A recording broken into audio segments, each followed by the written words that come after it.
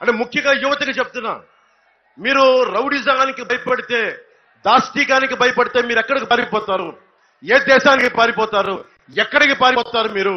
మీరు ఎన్ని హారతులు తీసినా మీ గుండెల్లో ధైర్యమనే జ్యోతి వెలిగించకపోతే ఎన్ని హారతులు తీసినా నిష్ప్రయోజనం అయిపోతుంది.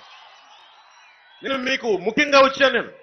నేను ఈ సమాజంలో రైల్వే కోడూరులో కడపలో చెప్పా, ధైర్యం కల్పించడానికి వచ్చాను. మీకు మార్పు కోసం మీరు నిలబడి ఒక సాధన చేసి ఓటుని వైఎస్ జగన్ గద్దె దించే వరకు మీరు ఎన్ని హారతులు తీసినా ప్రయోజనం లేదు.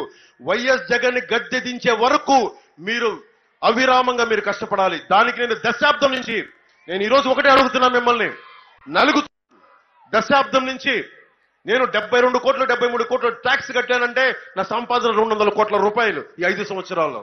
అంత సంపాదించగలను నేను.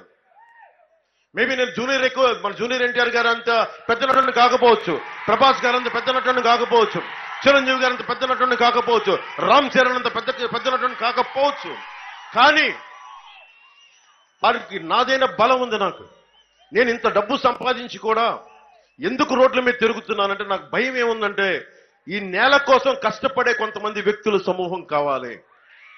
30,000 మంది ఆడబిడ్డలు 30,000 మంది ఆడబిడ్డలు అదృశ్యం అయిపోతే ఈ రోజు వరకు దాని మీద ముఖ్యమంత్రి ఒక ప్రకటన చేయడు, మాట్లాడు. ఇలాంటి ఎన్ని ధర్నాలు చూస్తూ ఉంటే నాకు బాధేస్తుంది. అలాగే ప్రతిసారి మన కాకినాడ తీర ప్రాంతంలో ప్రతిసారి పడవలు కాలిపోతా ఉంటాయి, దగ్ధం అయిపోతా ఉంటాయి.